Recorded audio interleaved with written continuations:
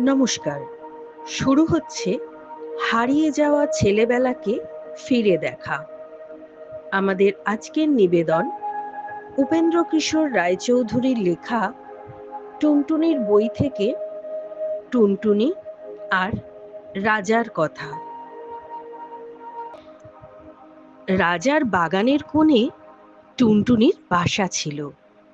রাজার সিন্দুকের টাকা রোদে শুকোতে দিয়েছিল। সন্ধ্যার সময় তার লোকেরা তার একটি টাকা ঘরে তুলতে ভুলে গেল। টুনটুনি সেই চকচকে টাকাটি দেখতে পেয়ে তার বাসায় নিয়ে এসে রেখে দিলে আর ভাবলে, ইস, আমি কত বড় লোক হয়ে গেছি। রাজার ঘরে যে ধন আছে আমার ঘরে সেই ধন আছে। তারপর থেকে সে খালি এই কথাই ভাবে আর বলে, রাজার ঘরে যে ধন আছে টুনির ঘরেও সে ধন আছে। রাজা তার সভায় বসে সে কথা শুনতে পেয়ে জিজ্ঞেস করলেন, হ্যাঁ রে, পাখিটা কি বলছে রে? সকলে হাত জোড় করে বললে, মহারাজ, পাখি বলছে আপনার ঘরে যে ধন আছে ওর ঘরেও নাকি সেই ধন আছে। শুনে রাজা খিলখিল করে হেসে বললেন, দেখ তো ওর বাসায় কি আছে। তারা দেখে এসে বললে, মহারাজ, বাসায় একটি টাকা আছে।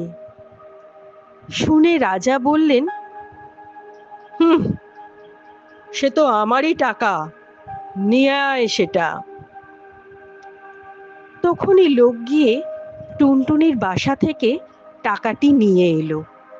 সে বেচারা আর কি করে, সে মনের দুঃখে বলতে লাগলো, রাজা বড় ধনে কাতর, টুনির ধন নিলে বাড়ির ভিতর।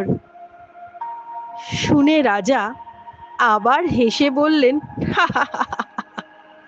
পাখিটা তো বড় ঠ্যাটা রে, যা, ওর টাকা ওকে ফিরিয়ে দিয়ে আয়।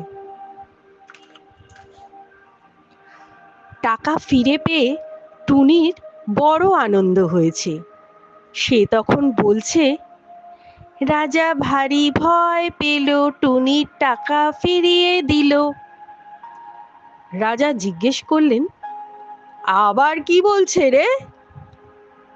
সভার লোকেরা বলছে যে মহারাজ নাকি বড্ড ভয় পেয়েছেন, তাই ওর টাকা ফিরিয়ে দিয়েছেন। শুনে তো রাজা মশাই রেগে একেবারে অস্থির। বললেন, কি, এত বড় কথা? আন তো ধরে, বেটাকে ভেজে খাই। যেই বলা অমনি লোক গিয়ে টুনটুনি বেচারেকে ধরে আনলে। রাজা তাকে মুঠোয় করে নিয়ে বাড়ির ভিতরে গিয়ে রানীদের বললেন, এই পাখিটাকে ভেজে আজ আমাকে খেতে দিতে হবে। বলে তো রাজা চলে এসেছেন, আর রানীরা 7 জনে মিলে সেই পাখিটাকে দেখছেন। একজন বললেন, কি সুন্দর পাখি, আমার হাতে দাও তো একবার দেখি। বলে তিনি তাকে হাতে নিলেন। তা দেখে আবার একজন দেখতে চাইলেন। তার হাত থেকে যখন আরেকজন নিতে গেলেন, তখন টুনটুনি ফসকে গিয়ে উড়ে পালালো। কি সর্বনাশ! এখন উপায় কি হবে? রাজা জানতে পারলে তো আর রক্ষা থাকবে না। এমনি করে তারা দুঃখ করছেন। এমন সময় একটা ব্যাঙ সেইখান দিয়ে থপ থপ করে যাচ্ছে। 7 রানী তাকে দেখতে পেয়ে খপ করে ধরে ফেললেন আর বললেন, চুপ চুপ চুপ, কেউ যেন জানতে না পারে, এইটাকে ভেজে দিই, আর রাজা মশাই খেয়ে ভাববেন টুনটুনি খেয়েছেন। সেই ব্যাঙটার ছাল ছাড়িয়ে তাকে ভেজে রাজা মশাইকে দিলে। তিনি খেয়ে ভারী খুশি হলেন।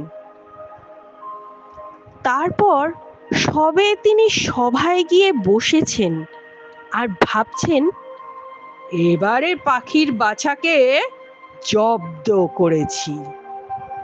অমনি টুনি বলছে, বড় মজা রাজা খেলেন ব্যাঙ ভাজা। শুনেই তো রাজামশাই লাফিয়ে উঠেছেন। তখন তিনি থুতু ফেলেন, ওয়াক তোলেন, মুখ ধোন, আরো কত কি করেন। তারপর রেগে গিয়ে বললেন, সাত রানীর নাক কেটে ফেলো। অমনি জল্লাদ গিয়ে সাত রানীর নাক কেটে ফেললে। তা দেখে টুনটুনি বললে, এক টুনিতে টুনটুনালো, সাত রানীর নাক কাটালো। তখন রাজা বললেন, আন বেটাকে ধরে, এবার গিলে খাবো, দেখি কেমন করে পালায়।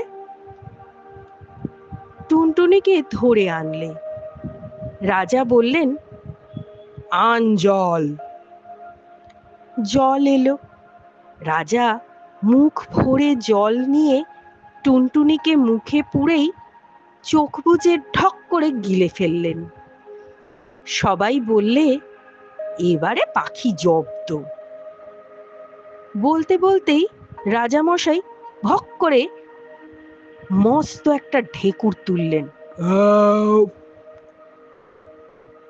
সবার লোক চমকে উঠল, আর টুনটুনি সেই ঢেকুরের সঙ্গে বেরিয়ে এসে উড়ে পালালো।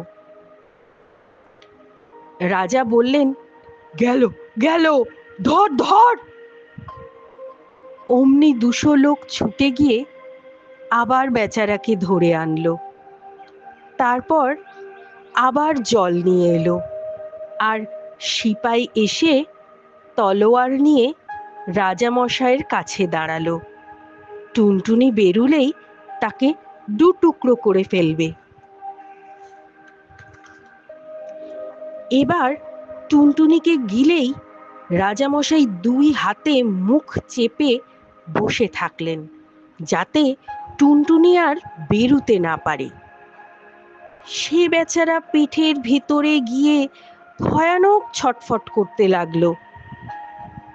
খানিক বাদে রাজামশাই নাক সিটকিয়ে বললেন, ওয়াক। অমনি টুনটুনিকে শুদ্ধ তার পিঠের ভিতরের সকল জিনিস বেরিয়ে এলো। সবাই বললে, সিপাই সিপাই, মারো মারো, পালালো। সিপাই তাতে থতমত খেয়ে তলোয়ার দিয়ে যেই টুনটুনিকে মারতে যাবে, অমনি সেই তলোয়ার টুনটুনির গায়ে না পড়ে রাজামশাইয়ের নাকে পড়ল। রাজামশাই তো ভয়ানক চেঁচালেন। সঙ্গে সঙ্গে সভার সকল লোক চেঁচাতে লাগলো। তখন ডাক্তার এসে ওষুধ দিয়ে পটি বেঁধে অনেক কষ্টে রাজামশাইকে বাঁচালো। টুনটুনি তা দেখে বলতে লাগলো, নাক কাটা রাজা রে, দেখতো কেমন সাজা রে। বলেই সে উড়ে সেই দেশ থেকে চলে গেল। রাজার লোক ছুটে এসে দেখলো খালি বাসা পড়ে আছে। আপনারা শুনছিলেন হারিয়ে যাওয়া ছেলেবেলাকে ফিরে দেখাতে উপেন্দ্রকিশোর রায়চৌধুরীর লেখা টুনটুনির বই থেকে টুনটুনি আর রাজার কথা। গল্প পাঠে আমি রীতা পালচন্দ্র।